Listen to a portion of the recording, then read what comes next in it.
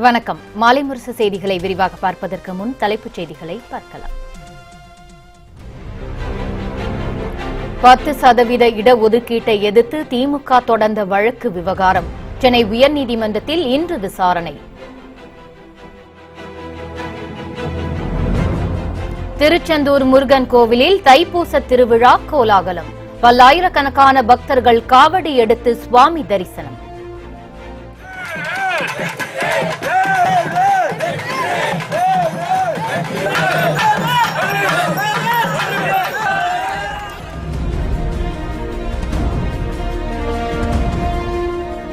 மு.க. ஸ்டாலின் கனவில் மட்டுமே முதலமைச்சராக முடியும் என முதலமைச்சர் எடப்பாடி பழனிசாமி விமர்சனம். திமுக ஆட்சியில் போடப்பட்ட திட்டங்கள் மக்களை சென்றடையவில்லை எனவும் குற்றச்சாட்டு.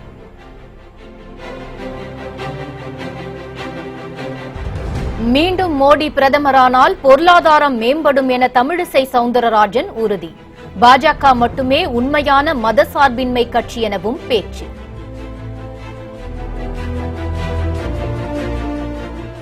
கர்நாடகாவில் காங்கிரஸ் எம்எல்ஏக்கள் கூட்டம் இன்று மீண்டும் நடைபெறுகிறது. பரபரப்பான அரசியல் சூழலில் முன்னாள் முதலமைச்சர் சித்தராமையா அழைப்பு. இனி செய்திகளை விரிவாக பார்க்கலாம். பொருளாதார அடிப்படையில் 10% இடஒதுக்கீடு வழங்க மத்திய அரசு கொண்டு வந்த சட்ட மசோதாவை ரத்து செய்ய கோரி திமுக தொடர்ந்த வழக்கு உயர்நீதிமன்றத்தில் இன்று விசாரணைக்கு வருகிறது. பொருளாதாரத்தில் பின்தங்கிய உயர் சமுதாயத்தினருக்கு 10% இடஒதுக்கீடு வழங்கும் சட்ட மசோதாவை மத்திய அரசு தற்போது புதிதாக மக்களவை மற்றும் மாநிலங்களவையில் தாக்கல் செய்து குடியரசுத் தலைவர் ஒப்புதல் பெற்று சட்டமாக அமல்படுத்தியது.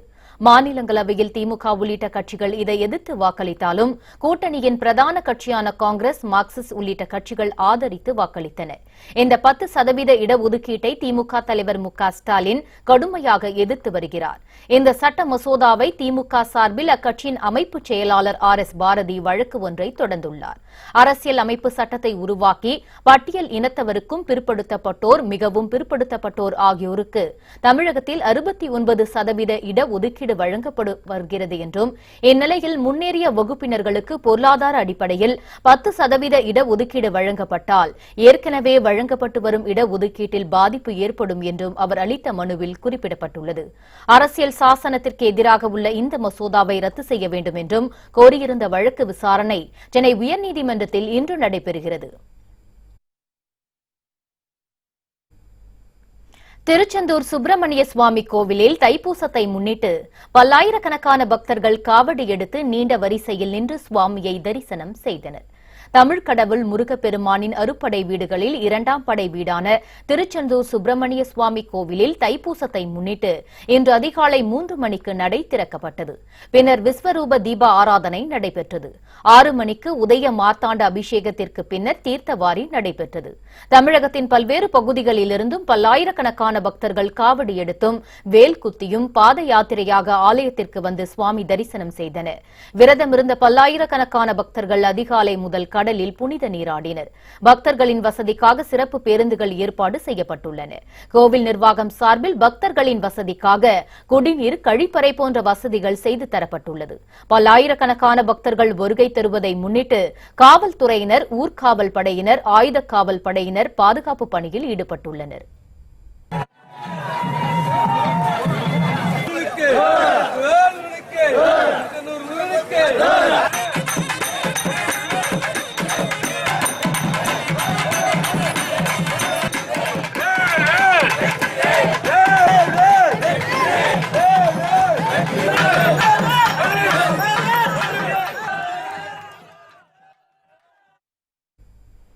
திமுக தலைவர் மு.க. ஸ்டாலின் கனவில் மட்டுமே முதலமைச்சராக முடியும் என முதலமைச்சர் எடப்பாடி பழனிசாமி விமர்சித்துள்ளார்.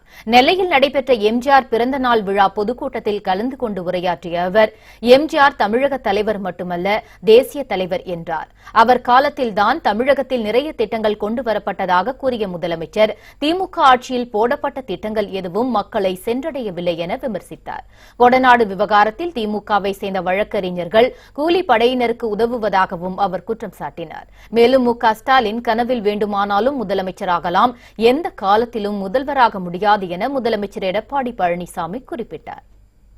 புரட்சித்தலை அம்மாவுடைய ஆட்சியில போடப்பட்ட திட்டங்கள் ஏராளம். திராவிட முன்னேற்ற கழகத்தில் என்ன திட்டம் போட்டேன்? எந்த மக்களுக்கு போய் சேர்ந்தது நீ போட்ட திட்டம்? எதுவுமே இல்ல. கூலிப்படைக்கு துணை போகின்ற எதிர்க்கட்சி தலைவர் எப்படி நாட்டுக்கு ஆட்சிக்கு வந்தா என்ன ஆகும் என்பதை மட்டும் மக்கள் சிந்திச்சு பாருங்க. இன்றைக்கு தமிழகத்தில் சட்ட ஒழுங்கு சிறப்பா இருக்குது, பொறுக்க முடியல. ஆட்சி சிறப்பா நடைபெற்றுக்கிட்டது, பொறுக்க முடியல. எப்ப பார்த்தாலும் ராஜினாமா செய்.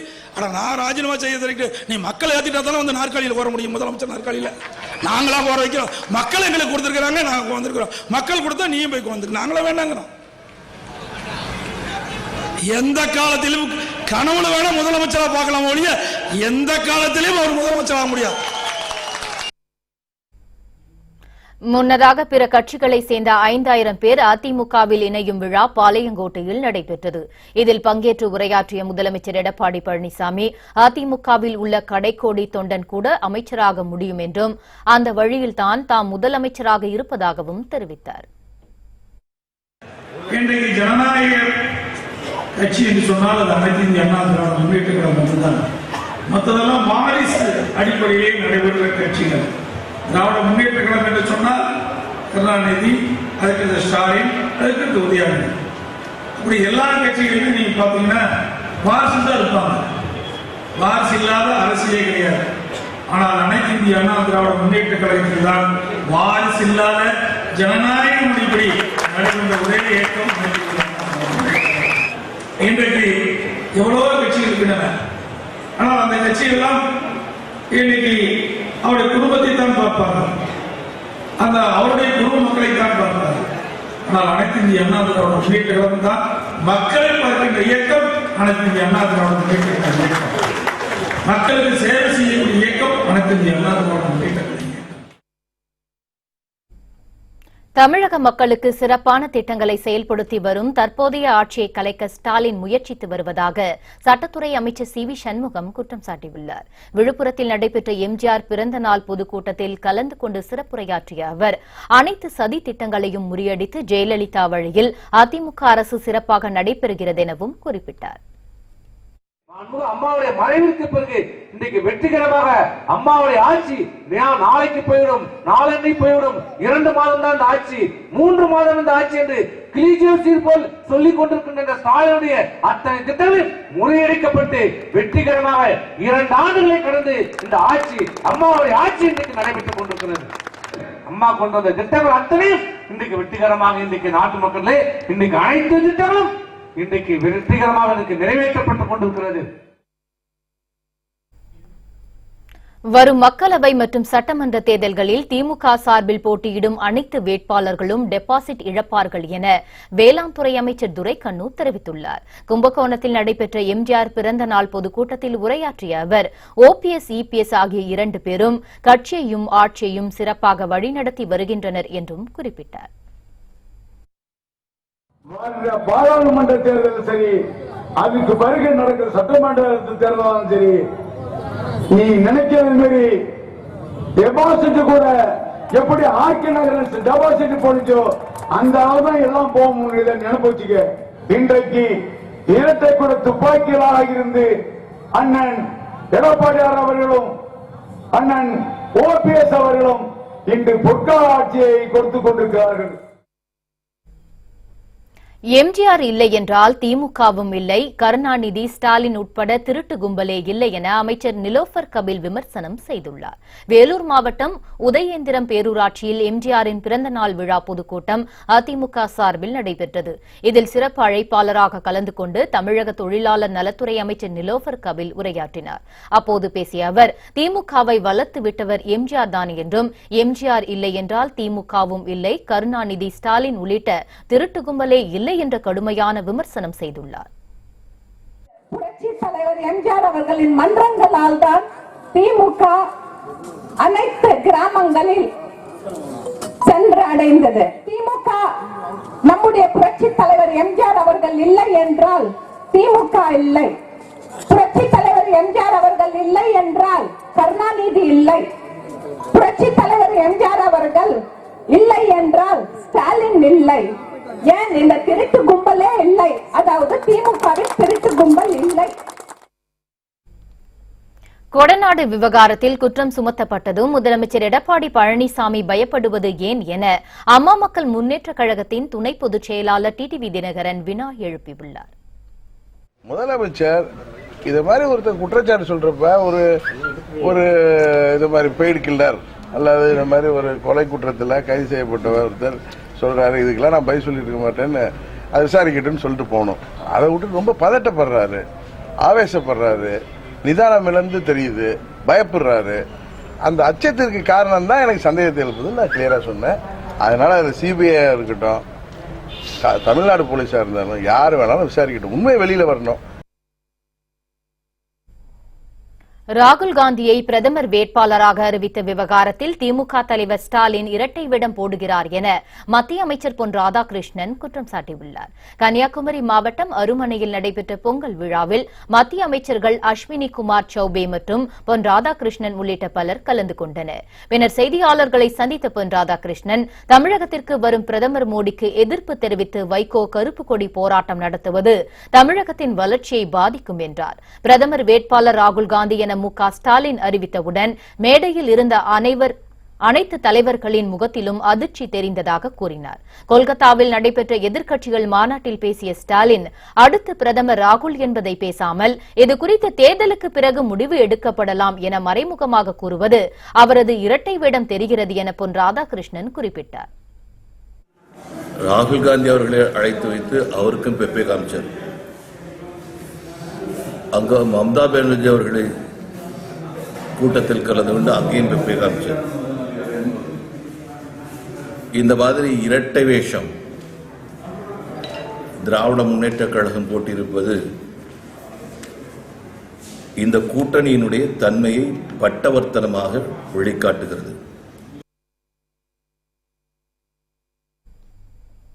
காங்கிரஸ் ஆட்சியின் போது கிடப்பில் போடப்பட்ட பணிகளை மக்கள் நலனை கருத்தில் கொண்டு பாஜக அரசு சிறப்புடன் செயல்படுத்தி வருவதாக அக்கட்சியின் மாநில தலைவர் தமிழிசை சவுந்தரராஜன் தெரிவித்துள்ளார்.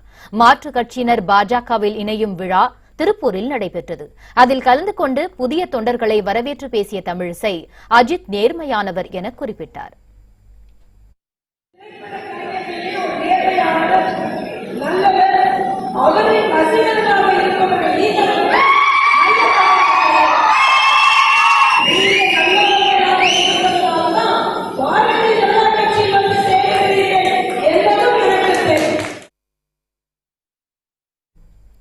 பாஜகவுக்கு எதிராக அணி திரண்டுள்ள எதிர்க்கட்சிகளிடம் பணசக்தியும் தங்களிடம் ஜனசக்தியும் உள்ளதாக பிரதமர் நரேந்திர மோடி தெரிவித்துள்ளார்.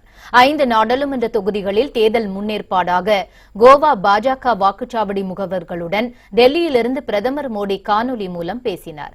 அப்போது உடல்நலம் பாதிக்கப்பட்ட கோவா முதலமைச்சர் மனோகர் பாரிக்கர் தற்போது பணியாற்றி வந்திருப்பது நமக்கெல்லாம் ஊக்க சக்தியாக இருக்கிறது என்றார். வரும் நாடாளுமன்ற தேர்தலில் தோல்வியடைந்து விடுவோம் என்ற பயத்தில் இப்போதோ வாக்குப்பதிவு இயந்திரங்கள் எதிர்க்கட்சியினர் சித்தரித்து பேசி வருகின்றனர் என அவர் குற்றம் சாட்டினார். எதிர்க்கட்சிகளின் மெகா கூட்டணி எதிர்மறை சக்திகளின் நிலையற்ற கூட்டணி என கூறிய பிரதமர் மோடி, எதிர்க்கட்சிகளிடம் பணசக்தியும் நம்மிடம் ஜனசக்தியும் உள்ளதாக மோடி குறிப்பிட்டார்.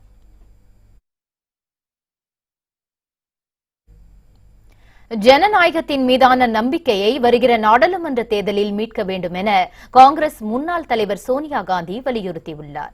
இதுகுறித்து அவர் கூறுகையில், பிரித்தாளும் மோடி அரசை நீக்குவதற்கான முயற்சியாக கொல்கத்தாவில் எதிர்க்கட்சிகளின் பொதுக்கூட்டம் நடைபெற்றதாக குறிப்பிட்டார். விவசாயிகள் மற்றும் எல்லை வீரர்கள் மீதும் ஒருவித நெருக்கடி நிலவுவதாக கூறிய சோனியா காந்தி, பாஜக ஆட்சியில் இளைஞர்களுக்கு இதுவரை வேலை வாய்ப்புகள் வழங்கப்படவில்லை என குற்றம் சாட்டினார். அத்துடன் மக்கள் பல்வேறு துன்பங்களை அனுபவித்து வரும் நிலையில் மீனவர்களும் பேரிழப்பை சந்தித்து வருகிறதாகவும் அவர் சுட்டிக்காட்டினார். எனவே வருகிற நாடாளுமன்ற தேர்தலில் ஜனநாயகத்தின் மீதான நம்பிக்கையை மீட்க வேண்டும் என சோனியா காந்தி உறுதிபட தெரிவித்தார். நாட்டில் ஒற்றுமை சீர்குலைந்து விட்டதாகவும் விலைவாசி உயர்வை கட்டுப்படுத்த மத்திய அரசு தவறிவிட்டதாகவும் அவர் கூறினார். கர்நாடக அரசியலில் குழப்பம் நீடித்து வரும் நிலையில் காங்கிரஸ் எம்எல்ஏக்கள் கூட்டம் இன்று மீண்டும் நடைபெறுகிறது. கர்நாடகாவில் காங்கிரஸ் மதசார்பற்ற ஜனதா தள கூட்டணி ஆட்சி நடைபெற்று வருகிறது. எதிர்க்கட்சியான பாஜக தனது எம்எல்ஏக்களை டெல்லி அழைத்து சென்றதோடு குருகிராமில் உள்ள ஒரு சொகுசு விடுதியில் தங்க வைத்துள்ளது. இந்நிலையில் காங்கிரஸ் கட்சியைச் சேர்ந்த 3 எம்எல்ஏக்கள் திடீரென்று மும்பை புறப்பட்டு சென்றதால் கூட்டணி ஆட்சிக்கு திடீர் சிக்கல் ஏற்பட்டது. இந்நிலையில் முன்னாள் முதலமைச்சர் சித்தராமையா வெளியிட்டுள்ள அறிக்கையில் பெங்களூருவில் இன்று காங்கிரஸ் எம்எல்ஏக்கள் கூட்டம் நடைபெறும் என்றும் கூட்டத்தில் பங்கேற்காதவர்கள் மீது கட்சி தாவல் தடை சட்டத்தின் கீழ் நடவடிக்கை எடுக்கப்படும் எனவும் எச்சரிக்கை விடுத்துள்ளார். பொது பிரிவினருக்கான 10% இடஒதுக்கீட்டை மசோதாவை வரும் கல்வியாண்டில் இருந்து அமல்படுத்த அனைத்து கல்வி நிறுவனங்களுக்கும் மத்திய அரசு உத்தரவிட்டுள்ளது. பொருளாதாரத்தில் பின்தங்கிய பொது பிரிவினருக்கு கல்வி மற்றும் வேலைவாய்ப்பில் 10% இடஒதுக்கீடு அளிக்கும் சட்ட திருத்த மசோதா சமீபத்தில் நாடாளுமன்றத்தில் நிறைவேற்றப்பட்டது. குடியரசுத் தலைவர் ராம்நாத் கோவிந்த் மசோதாவிற்கு ஒப்புதல் வழங்கியதை அடுத்து சட்டமானது.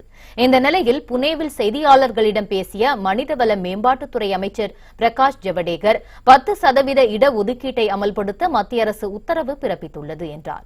இந்த உத்தரவு வரும் கல்வியாண்டில் அமல்படுத்த வேண்டும் என அனைத்து கல்வி நிறுவனங்களுக்கும் சுற்றறிக்கை அனுப்பியுள்ளதாகவும் இதனை அனைத்து மாநிலங்களும் அமல்படுத்த வேண்டும் என கேட்டுக் கொண்டுள்ளதாகவும் அவர் கூறினார்.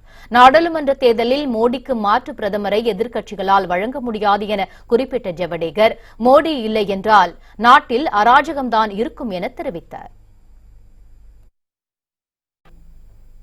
தைப்பூசத்தை முன்னிட்டு திரு ஆவினங்குடியில் 5 லட்சம் பக்தர்கள் பாத யாத்திரையாக சென்று சுவாமி தரிசனம் செய்தனர். திண்டுக்கல் மாவட்டம் திரு ஆவினங்குடியில் உள்ள முருகன் திருக்கோவிலில் தைப்பூசத்தை முன்னிட்டு 5 லட்சம் பக்தர்கள் திரண்டனர். இவர்கள் பாத யாத்திரையாக சென்று சுவாமியை தரிசனம் செய்தனர்.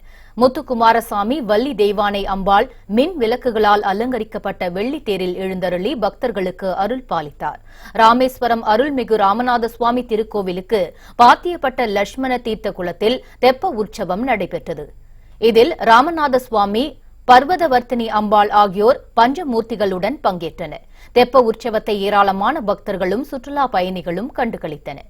சிவகங்கை மாவட்டம் காளையார் கோவிலில் உள்ள ஆலயத்தில் தைப்பூச திருவிழாவின் முக்கிய நிகழ்வான தேரோட்டம் நடைபெற்றது. சொர்ண காளீஸ்வரர், சொர்ணவள்ளி தாயார் திருத்தேரில் எழுந்தருளி பக்தர்களுக்கு அருள் பாலித்தார். ஆயிரக்கணக்கான பக்தர்கள் தேரை வடம் பிடித்து இழுத்து சுவாமி தரிசனம் செய்தனர். தமிழக அரசின் கலை மாமணி விருதுகள் இன்னும் ஒரு வாரத்தில் அறிவிக்கப்படும் என தமிழ் வளர்ச்சித்துறை அமைச்சர் மாஃபா பாண்டியராஜன் தெரிவித்துள்ளார்.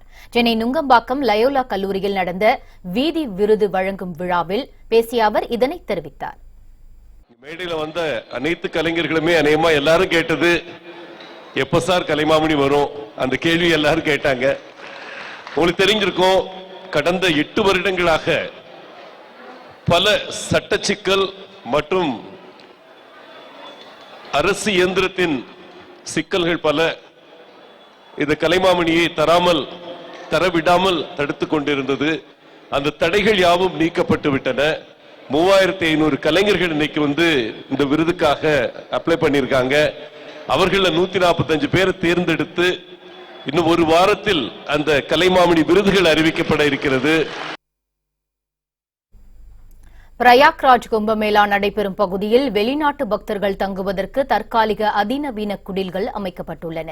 உத்தரப்பிரதேச மாநிலம் பிரயாக்ராஜ் நகரில் உலக புகழ்பெற்ற கும்பமேளா விழா கடந்த 15ஆம் தேதி தொடங்கியது. இதற்காக உத்தரப்பிரதேச அரசு சார்பில் 4500 கோடி ரூபாய்க்கு மேல் நிதி ஒதுக்கப்பட்டுள்ளது. இந்நிலையில் கும்பமேளாவில் பங்கேற்கும் பக்தர்களுக்காக பிரயாக்ராஜ் நகரம் முழுவதும் தற்காலிக குடில்கள் அமைக்கப்பட்டுள்ளன. வெளிநாட்டு மற்றும் உள்நாட்டு பக்தர்களுக்காக புதிதாக 600 தற்காலிக குடில்கள் ஏற்படுத்தப்பட்டுள்ளன. இந்த குடில்கள் தனியார் விடுதிக்கு இணையாக உள்ளது.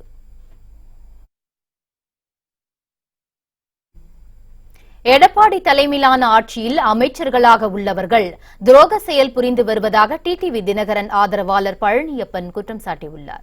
கரூரில் அம்மா மக்கள் முன்னேற்ற கழகத்தின் சார்பில் எம்ஜிஆர் பிறந்த நாள் பொதுக்கூட்டம் நடைபெற்றது. கூட்டத்திற்கு முன்னாள் சட்டமன்ற உறுப்பினரும் கரூர் மாவட்ட பொருளாளருமான பழனியப்பன் தலைமை வகித்தார். அப்போது பேசிய அவர், தமிழகத்தில் பேசும்போது அடுத்த பிரதமர் வேட்பாளர் ராகுல் என்கிறார்.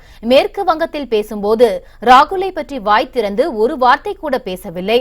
ஆக திமுக தமிழகத்தில் ஒரு நிலையும் வங்கத்தில் ஒரு நிலையும் என இரட்டை வேடம் போடுவதாக குற்றம் சாட்டினார். மேலும் எடப்பாடி தலைமையிலான ஆட்சியில் அமைச்சர்களாக உள்ளவர்கள் துரோக செயல் புரிந்து வருவதாக தெரிவித்தார். என்ன சொல்றார்? ராகுல் தான் அடுத்த பிரைம் மினிஸ்டர் என்று சொல்லி இங்க தமிழ்நாட்டில் பேசுறார். மேற்கு வங்காளத்தில் போய் ராகுலை பத்தி ஒரு வார்த்தை கூட பேசல. ஆக தமிழ்நாட்டில் ஒரு நிலை, அங்க மேற்கு வங்காளத்துக்கு போகிற போது ஒரு நிலை. இப்படி திமுக ரெண்டு முகமாக செயல்பட்டுக் கொண்டிருக்கிறது. இந்த ஆட்சி என்பது எல்லா குற்றவாளிகளும் சேர்ந்து ஒன்றாக சேர்ந்து ஒரு துரோக செயல் புரிந்து தான் சம்பாதிப்பதற்காக இருக்கிற வரைக்கும் அமைச்சராக இருந்து காலம் ஓட்டுவதற்காக தான் பொழைப்பை நடத்துவதற்காக நடக்கிற ஆட்சி தான் இது. போலி ஆட்சி, போலி அண்ணா திமுக தான் அங்கே நடந்து கொண்டிருக்கிறது. எதிர்வரும் தேர்தல்களில் கூட்டணி அமைத்தால் திமுக அல்லது அம்மா மக்கள் முன்னேற்ற கழகத்துடன் இணைவோம் என இந்திய தௌஹீத் ஜமாஅத் அமைப்பின் தேசிய தலைவர் பக்கர் தெரிவித்துள்ளார். நாகையில் செய்தியாளர்களை சந்தித்து பேசிய அவர் கூட்டணி அறிவிப்பை விரைவில் அறிவிக்க உள்ளதாகவும் குறிப்பிட்டார். யாருக்கு ஆதரவு தெரிவிக்கணும் அப்படிங்கறத கேட்கிறீங்கன்னா அதை எங்களுடைய செயற்குழு, எங்களுடைய பொதுக்குழு கூடி முடிவு செய்யும். கண்டிப்பாக பிஜேபிக்கு சார்புடையதாக இருக்கின்ற அதிமுகவுக்கோ மற்றவர்களுக்கோ ஆதரவு நிலை இருக்காது. அப்ப இருக்கின்றது ரெண்டே பேர் தான், திமுகவும் அமமுகவும் தான். அது எதை என்பதை இன்ஷா அல்லாஹ் வழங்க முடியும். மத்திய பிரதேசத்தில் டயர் தயாரிக்கும் தொழிற்சாலையில் ஏற்பட்ட தீ விபத்தில் பல கோடி மதிப்பிலான பொருட்கள் தீயில் எரிந்து நாசமானது. மத்திய பிரதேச மாநிலத்தில் உள்ள மடசூர் மாவட்டத்தில் தனியாருக்கு சொந்தமான டயர் தொழிற்சாலை ஒன்று இயங்கி வருகிறது. இந்நிலையில் மின்கசிவு காரணமாக தொழிற்சாலையில் திடீரென தீ விபத்து ஏற்பட்டது. இந்த விபத்தில் பல கோடி ரூபாய் மதிப்பிலான டயர் மற்றும் இயந்திரங்கள் தீயில் கருகின. தகவல் அறிந்த சம்பவ இடத்திற்கு விரைந்து சென்ற தீயணைப்பு வாகனங்கள் நீண்ட நேரம் போராடி தீயை அணைத்தன. தீ விபத்தால் அந்த பகுதி முழுவதும் கரும்புகை மண்டலமாக காட்சியளித்தது. மேலும் தீ விபத்து தொடர்பாக காவல்துறையினர் வழக்கு பதிவு செய்து விசாரணை நடத்தி வருகின்றனர். சென்னையில் 5 பேர் கொண்ட கும்பல் முன்விரோதம் காரணமாக ரவுடி ஒருவரை ஓட வெட்டி கொன்ற சம்பவம் பரபரப்பை ஏற்படுத்தியது. ஓட்டேரி டோபிகானா பகுதியைச் சேர்ந்த குமரன் என்பவர் நேற்று மாலை 5 மணியளவில் பெரம்பூர் பேரக் சாலையில் சென்று கொண்டிருந்தார். அப்போது அடையாளம் தெரியாத கும்பல் ஒன்று ஆயுதங்களுடன் அவரை ஓட விரட்டி சரமாரியாக தாக்கியுள்ளது. பலத்த காயமடைந்த குமரன் அதே இடத்தில் உயிரிழந்தார். தகவல் அறிந்து அங்கு வந்த போலீசார் குமரன் உடலை மருத்துவ பரிசோதனைக்கு அனுப்பி வைத்தனர். இந்த சம்பவம் அங்குள்ள சிசிடிவியில் பதிவாகியுள்ளது. இதனை வைத்துக் கொண்டு கொலை செய்து தலைமறைவான கும்பலை போலீசார் தேடி வருகின்றனர். வெட்டி கொல்லப்பட்ட குமரன் மீது அடிதடி மற்றும் திருட்டு வழக்குகள் இருப்பதாகவும் இவருக்கும் ஹைதர் என்பவருக்கும் இடையே கொடுக்கல் வாங்கலில் தகராறு இருந்துள்ளதாகவும் போலீசார் தெரிவித்தனர். ஹைதர் தனது கூட்டாளிகளுடன் குமரனை கொலை செய்திருக்கக்கூடும் என்ற கோணத்தில் போலீசார் விசாரணை நடத்தி வருகின்றனர்.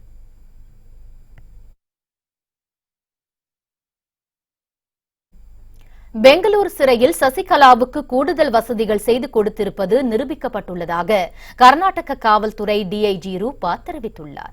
சொத்து குவிப்பு வழக்கில் சசிகலா, இளவரசி சுதாகரன் ஆகியோர் பெங்களூரு பரப்பன அக்ரஹாரம் சிறையில் அடைக்கப்பட்டுள்ளனர். இதனிடையே சசிகலாவும் இளவரசியும் சிறை அறையிலிருந்து கையில் பையுடன் வெளியேறியும் காட்சிகள் பரபரப்பை ஏற்படுத்தின. சிறையில் சசிகலாவிற்கு சிறப்பு சலுகைகள் வழங்கப்பட்டதாக டிஜிபிக்கு சிறைத்துறை டிஐஜியான ரூபா அறிக்கை அனுப்பியிருந்தார். இதனைத் தொடர்ந்து ஓய்வு பெற்ற ஐஏஎஸ் அதிகாரி வினய்குமார் தலைமையிலான குழுவினர் விசாரணை நடத்தினர். இந்த நிலையில் சசிகலாவிற்கு சலுகை அளித்தது உண்மை என விசாரணை அறிக்கையில் தெரியவந்துள்ளது. சிறை அதிகாரிகளுக்கு சசிகலா தரப்பில் லஞ்சம் தரப்பட்டதா என்பது குறித்தும் விசாரணை மேற்கொள்ளப்பட்டு வருகிறது. இதனிடையே பெங்களூரு பரப்பன அக்ரஹாரா சிறையில் சசிகலாவுக்கு வசதிகள் வழங்கப்பட்டது குறித்து தாம் அளித்த புகார்கள் தற்போது நிரூபிக்கப்பட்டு இருப்பதாக காவல்துறை டிஐஜி ரூபா தெரிவித்துள்ளார். பெங்களூருவில் செய்தியாளர்களிடம் பேசிய அவர் தாம் குற்றம் சாட்டப்படவில்லை என்றும் சிறையில் நடைபெற்ற விதிமுறை மீறல்களை தான் தெரிவித்திருந்ததும் என்றும் கூறியுள்ளார். Vindicated, happy, satisfied. Whatever I had said in my report, the same thing is reiterated in Shri Vinaykumar. If you cause undue favor to someone at the cost of public resource, then also it is a crime offense under Prevention of Corruption Act.